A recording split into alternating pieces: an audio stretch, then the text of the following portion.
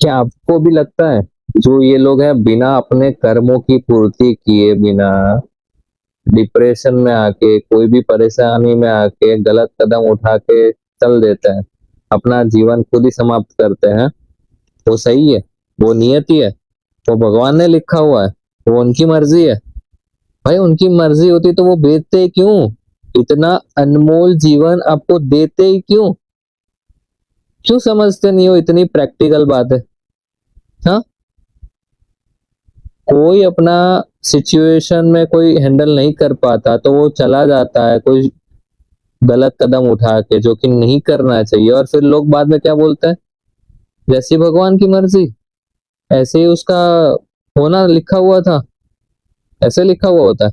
हाँ, कभी शास्त्रों का ज्ञान तो लो यार, थोड़ा पढ़ो तो सही, हमारे शास्त्रों में क्या लिखा हुआ है। हमारे सनातन धर्म में कितने सारे शास्त्र है, कितने सारे ग्रंथ है, कितने सारे उपनिषद है, पढ़ो ना। पढ़ना नहीं है, अज्ञानता की अज्ञानता जैसे बातें करना है, सिर्फ कि हाँ ऐसे लिखा होगा, ऐसे है, ऊपर वाले ने यही डिसाइड करा है इसलिए यही होगा, सब लिखा हुआ है, सारे कर्म लिखे हुए हैं। नहीं, हमारे हाथ में तो कुछ नहीं है, सब लिखा हुआ है। कब पढ़ना स्टार्ट करोगे भाई? आजकल डिप्रेशन के नाम पे लोग अपनी जान ले रहे हैं, लेकिन हमारे शास्त्रों में इसको भयानक अपराध माना गया है।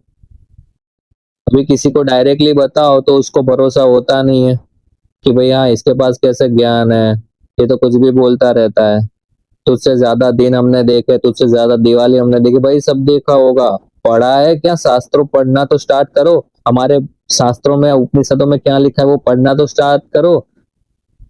हम यहाँ पे क्यों आए हैं, क्या मकसद है हमारा, क्या यहाँ से करके जाना है ताकि आगे की यात्रा सही रहे, कुछ पढ़ना नहीं है। जैसे चले आ रहा है बस चलते रहना है। जैसे लोगों की सोच है गधों के पीछे गधे ही चलते हैं। अपना दिमाग तो लगाओ, कुछ पढ़ना तो स्टार्ट करो। पढ़ना कुछ नहीं है, ऐसा ही है, भगवान की ऐसी मर्जी थी तो उसने ऐसा कदम उठा लिया। हाँ, खुद डिप्रेशन का शिकार होता है। हाँ, खुद अपनी प्रॉब्लम्स खुद क्रिएट इंसान करता है, उसका सोल्यूशन नहीं मिलता, खुद को इंट्रोवर्ट बताता है, किसी से बात शेयर नहीं करनी होती, किसी से बनती नहीं है, जमती नहीं है, और फिर इल्जाम भगवान पे, हम ऐसे क्यों बनाए? ये सब भगवान ने ही लिखा हुआ है, हमारा ऐसा ही नेचर है, हम क्या करें, हमसे कुछ नहीं होगा। कोई जाने वाला चला गया उसकी हरकतों की वजह से, तो भगवान की यही मर्जी थी। हाँ, कब पढ़ना स्टार्ट करोगे भाई? सबसे पहले ना ये गलत फहमी दूर करे कि ये भगवान की मर्जी है। गरुड़ पुराण में इसको अकाल मृत्यु नाम दिया गया है, जो अज्ञानता का नतीजा है। लोगों को लगता है मैं ऐसे ही बोले जा रहा हूँ ना, मैं आपको प्रूफ दूंगा, एक नहीं तीन तीन प्रूफ दूंगा। सबसे पहला, गरुड़ पुराण ओपन करो, प्रेत खंड चैप्टर 4 पेज नंबर 63 श्लोक नंबर 61। आत्मघाती भेवेल्लोकेय केशिचित् दुर्भग पामान स कोटि कल्पर्यंतम नरकम प्रतिपद्यते।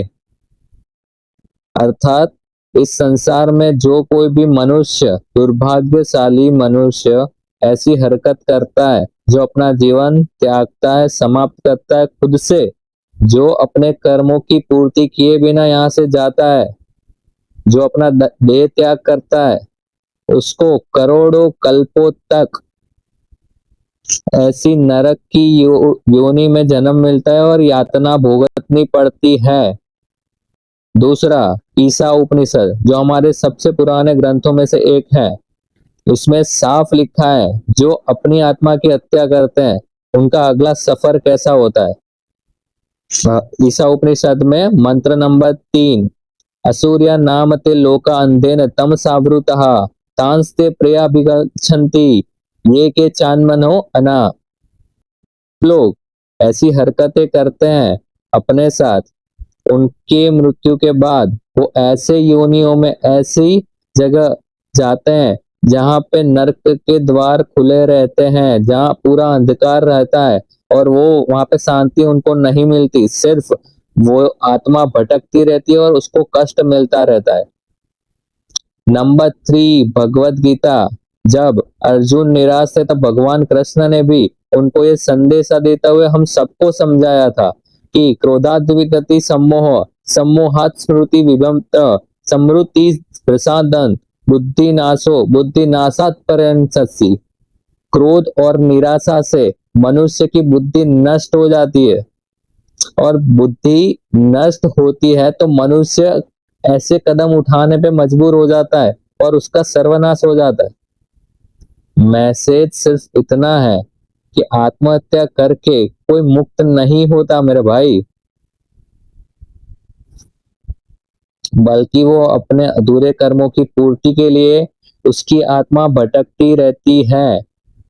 वो अपने बोझों तले इतना भटकता है, वो वहां पर भी उसको शांति नहीं मिलती, चाहे उसके पीछे आप कुछ भी करवाओ यार, कितना भी अच्छा काम करवा लो।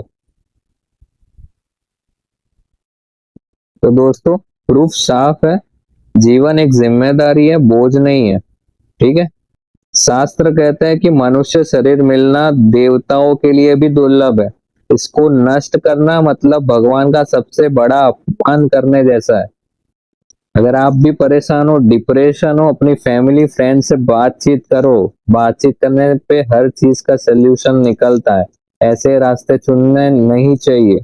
भाग भाग के कहाँ जाओगे भाई, यहाँ से आगे तो शुरुआत होगी, खत्म नहीं होने वाला कुछ भी। ठीक है, तो अपनी जिंदगी एंजॉय करके जियो, ये जिंदगी दोबारा नहीं मिलने वाली है। बहुत 84 लाख जन्मों के बाद हमें ये चीज मिली है, ठीक है ना, तो इसको अच्छे से जियो। कोई भी परेशानी हो एक दूसरे से बांटो, शेयर करो ना, ऐसे कदम उठाने की जरूरत क्या है। हर हर महादेव।